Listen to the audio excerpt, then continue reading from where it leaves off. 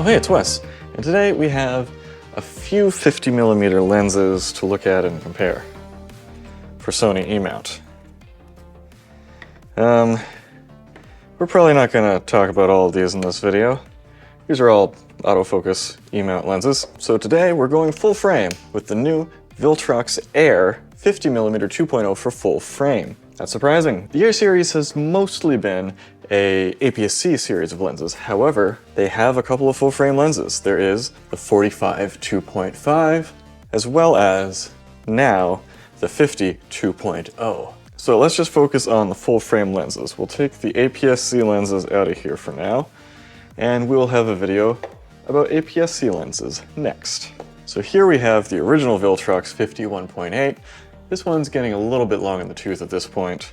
There is the Sony Zeiss 55, the Bokeh 51.8, just a beast of a lens. We have the very small and compact 42.5 in the Air series, and here we are, the 50 2.0, a new plastic fantastic for Sony E-mount. Don't we already have too many 50mm lenses for Sony? Whenever you can find a 50mm lens that can lower the barrier for entry, I am all for it. I'm gonna go through and systematically review this lens as always: build quality, handling and usability, image quality, image character, and value, starting with the build quality.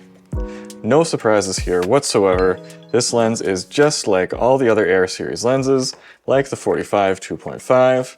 I mean, these are almost indistinguishable, except that the 50 is a little bit heavier. It's a wider aperture, one would expect that. It is a very plasticky build, very lightweight. This one comes in at 205 grams, which some might assume is the lightest 50mm lens for Sony, but Sony's own Plastic Fantastic 50 is a little bit lighter at 186 grams. We don't have any weather sealing on the bottom. We do have a USB port inside the bayonet here. The lens hood that it comes with is just a plastic lens hood, but it really shows that all you need is thoughtful design to have a decent lens hood. It snaps on very well, is quite rigid. Don't have to break the bank and have a metal lens hood. Very nice. Good fit and finish, but it is obviously a lens that is trying to not be too expensive. So I'm going to give this, as all the Air series lenses, a 7 out of 10 for build quality. Very nice, but also very light and plasticky. Handling and usability. We have no buttons, no AF/MF, no toggle switches or anything on this lens. Very basic, but obviously one advantage is it is so small and light.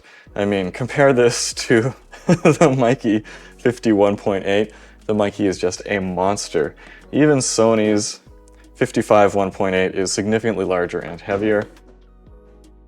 And of course the original Viltrox, much larger and heavier. This is a very metallic lens. Now for usability, for firmware update, I have a bit of a problem going on at Viltrox right now in that they're trying to push people to using the app for firmware updates. A lot of people I've spoken to have had no luck whatsoever in accomplishing this. And so some of their lenses support it, some of them don't. And for the ones that do support it, they took the firmware updates off of their website, so you can no longer drag and drop onto the lens. I hope they reverse that. I've asked them to reverse course on that. Hopefully they do soon, because being able to just plug this in, drag it over, done, way easier than using an app in my mind. And significantly easier than the Sony method of having to update it through the body of the camera onto the lens, which is just a nightmare most of the time. Focus ring feels a little bit cheapy, and if you squeeze it, it seizes up because it's just plastic. Overall though, it fits so perfectly, so small, so easy to use. It's still an 8.5 out of 10 for handling and usability, but we're losing points for not having any switches or buttons. Image quality. This is one place where we are easily besting the cheapest 50mm lens on Sony. The Bokeh has just tremendous amounts of chromatic aberration, pretty soft, wide open, doesn't resist flaring very well. This 50, still not fantastic for flaring, significantly less chromatic aberration, very little whatsoever. As a matter of fact, significantly less than the much more expensive 55 1.8 Sony Zeiss. And again, less than the old, more expensive Viltrox 51.8. I would say it's even sharper than this lens, which is lovely. Much more modern design. So wide open, it's usable, not the sharpest. Stop down, fantastic, perfectly usable for just about anything.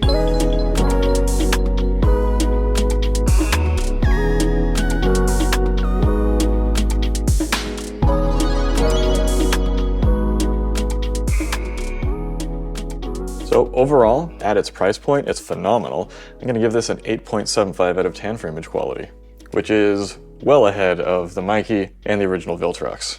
Moving right along to image character, something more interesting for me, especially with a lower cost lens where you don't expect to win in every category, but image character can be an easy win. This one, it's a bit of give and take. The bokeh has a little bit of onion ringing. It's a tiny bit soap bubbly, which I actually prefer. I like a little bit of soap bubble going on in my bokeh. We get slight D shapes around the edge, not quite cat's eye in our cat's eye bokeh test if we have a look here.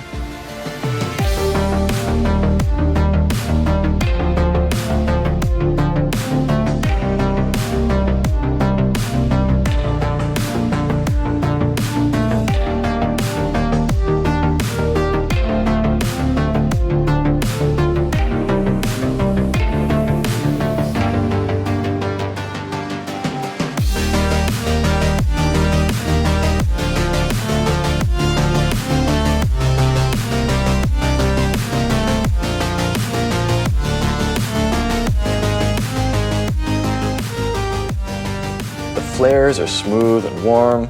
The sun stars, not fantastic. For the most part, a very neutral character. The backgrounds can get a tiny bit busy, a tiny bit nervous in some scenarios, but for the most part it stays very smooth. The colors are very neutral and so forth, so for image character I'm going to give that an 8.5 out of 10.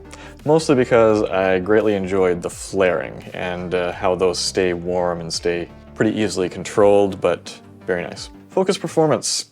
This is where we are a little bit disappointing. It is slow. However, it is very reliable. Works great in low light, works great at all apertures, works all the way around the frame of the image. A lot of third-party lenses only work in the middle third. However, this one works fantastically all around, works great for IAF, animal, whatever, what have you.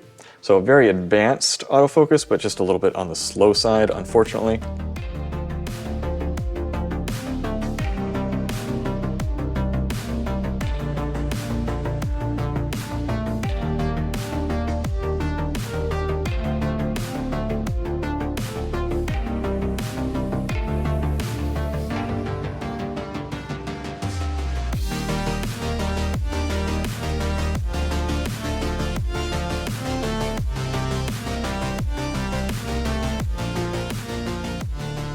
I wish it was a little snappier. With a lens this small and light, I feel like it could have been easy, but it has a slightly old school focus system in there, so that's an 8 out of 10 for focus performance.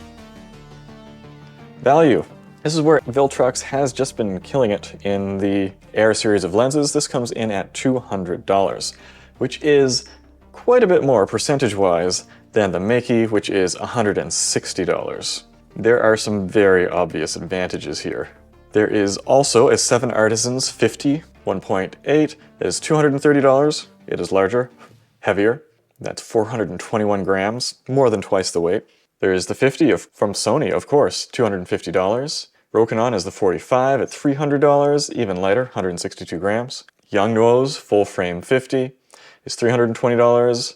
The old Viltrox, $360. Mikey has a new Pro 55, $330. And of course, you can get the original Sony for $1,000 still. It's a lot of money. So for value, I'm gonna give that a 9 out of 10. It is the best value in my mind, but you can get a cheaper 50 for Sony E-mount. This is also a Nikon Z-mount, in case you're interested. So that gives us a total score of 84.2%. That is fantastic, and it is, well, it's seated amongst a lot of the other Viltrox Air series lenses, which are very high up the charts, but not top of the chart material. That would be more the Viltrox Pro and Lab lenses, and those are designed to be very exacting lenses. What do you think about the new Viltrox Air series lenses? Do we want full-frame Air lenses as well as APS-C Air lenses? If you want to pick one up, there's going to be a link down in the description below to help support this channel and feed my fat cats. But until next time, let's keep it light and go take some photos.